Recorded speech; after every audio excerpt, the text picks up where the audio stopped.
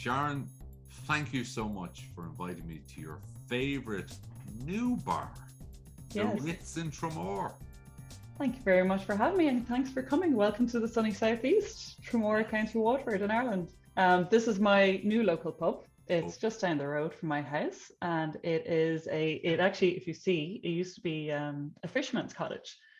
So the pub is literally a stone's throw away from Tramore Pier, which is just off the whole bay and along the beginning of the cliff walks around Tramore. So it's a beautiful spot. And I think it became a pub in around the 1800s, so it's got lovely history. Oh, but it's one of these lovely cozy pubs with a stove inside, but then beautiful big beer gardens for those summer days. So it's evolved. It ticks all the boxes. Yeah. It does. And honest to God, when I look at where you are, which is obviously you're underage, so you're not allowed in. I'm inside. I'm allowed in. You'd never put the two together.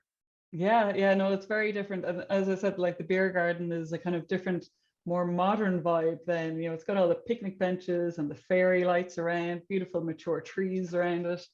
But it's just, it's a great spot, summer or winter, it's just where you want to be. So you use the word new. Yes. However, that's definitely a Waterford accent. Yes. So we go on.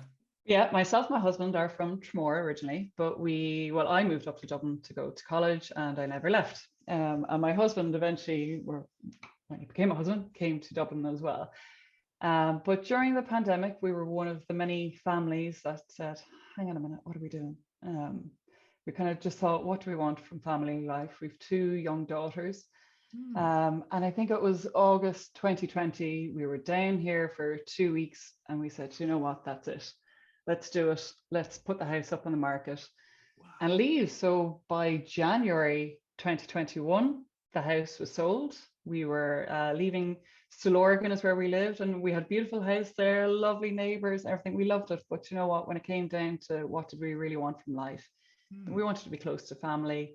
We're both, we both grew up living by the sea. And actually it was funny, University of Exeter did like a study where they showed that I think it was the people that lived by the sea, 22% of them were less likely to have symptoms of mental health disorders and illnesses.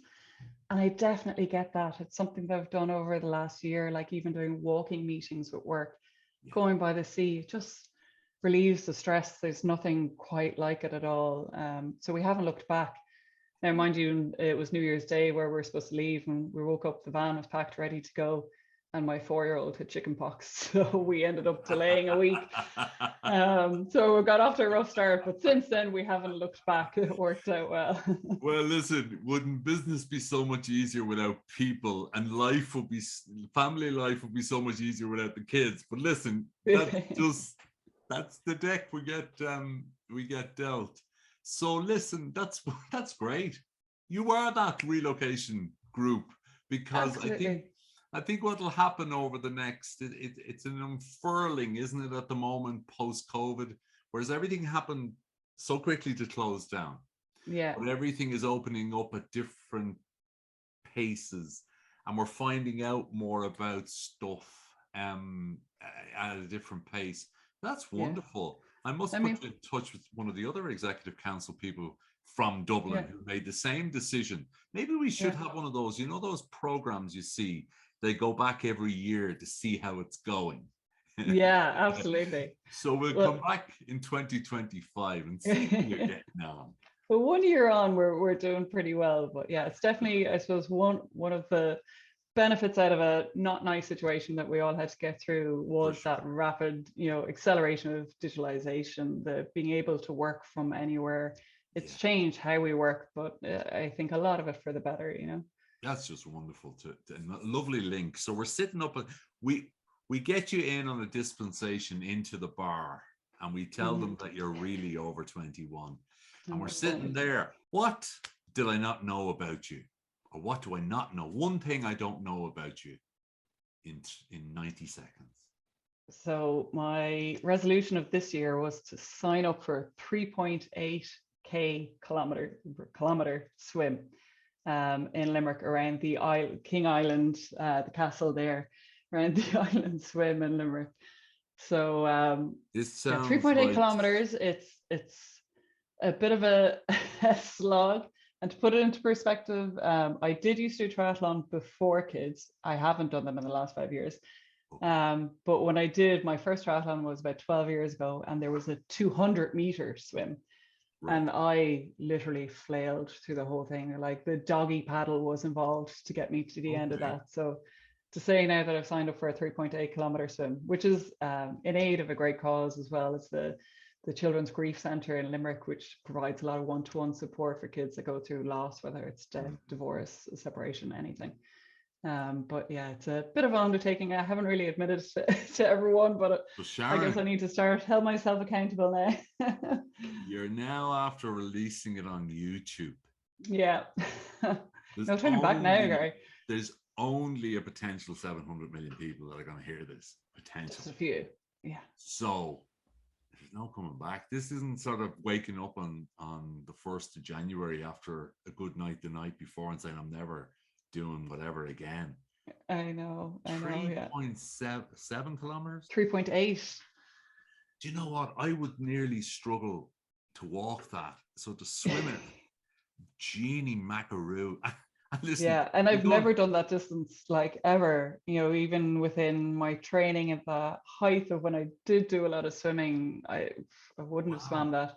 I think open water, the most I've ever would have covered is maybe 2 kilometers. Oh, listen, we're But coming so back it's next year. We're yeah. coming back next year. There's a whole series on you coming back about how did you get on with your relocation? And we'll jump off this question in a second, but will there be 500 other splashing, drowning people around you? I hope so. I hope there'll be someone that I'm able to grab the hold of their leg or something to pull me around. Yeah. You do realize that everybody else around you's got the same idea. Yeah. So yeah, it is an open thing that they're doing for it's not a race. I should clarify. It's a swim, they like to call it. So I think Okay. they have a trophy that they give out each year, and that generally goes to the person within the club that helps organize it and puts most effort Yeah. in terms of raising money and all the rest. But yeah, it's a great thing to be involved with. It's a bit Hopefully a couple of kayakers to stop me from drowning there. So bit like the marathon, though. I mean, yeah. it's not time. Well, I'm sure there are people who run it, but let's suggest for a moment that this is a personal challenge and a great dividend to charity. But just finishing it, and probably for the first 5 months after it, you'll be paralyzed and you won't be able to move, so you won't be able to reflect on how great it feels. But after that, it'll be a great reflection achievement. So listen, you've got that in the bag. You're after swimming your 3.5 kilometers. You're allowed into the bar, and your numbers come up on the screen. You've just won €1 million. Yes. No, this is only a dream, right? This is not real. I can't do this for you, but I'm just helping to fill your mind with £1 million. What are you going to do with it? Do you know what? I think so the last year and a half, I joined Schneider Electric a year and a half ago, and as part of that, I joined Host in Ireland, and I joined their marketing council. In addition to that, I joined your DC for Bees initiative, and I became a DC for Bees ambassador. And through that, and through all the work that Schneider Electric have been doing around sustainability, my eyes are so completely opened, and all the wonderful things that are happening out there, all the wonderful things that can happen. I want to see a lot more done with reforestation in Ireland. I think we've 11% coverage. We're supposed to be the Emerald Isle. We need to do better than that. And I think, the time for action is now. We've no more time. So, and I'm thinking about, I have 2 young daughters that I want to create a nice world and space for. So if I think about €1 million and how do I make that world a better place, one of the groups that I became involved with through the DC for Bees and Orchards was the Tramore Eco Group. And this is a little group set up in Tramore that are totally volunteer based, and they would have taken an orchard from us and planted it here on some grounds in Ireland. But they've done an awful lot of work across the board. So whether or not it's going into schools, educating the kids, they have worked with the county council to set up an eco park here in Tramore, where they have all kinds of biodiversity things. They have little bird huts, they ant hotels, the works is there. It's right by the seafront.